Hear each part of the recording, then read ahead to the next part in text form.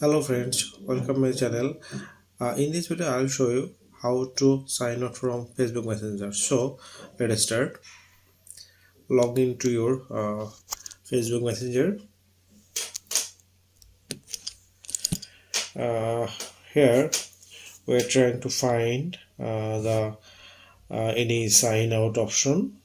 There is no option to sign out from the Facebook Messenger in the apps, so we have to do it the different way. So go to the mobile setting.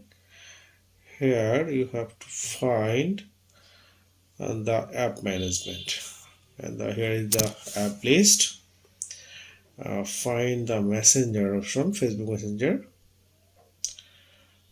So yes, here the messenger option, click here.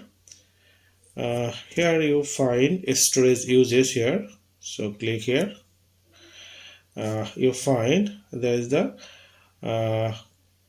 clear cache option. The cache mean the apps is store the login information and some information in the using the cache. So if I clear the cache here, the login information will delete. So let's do it.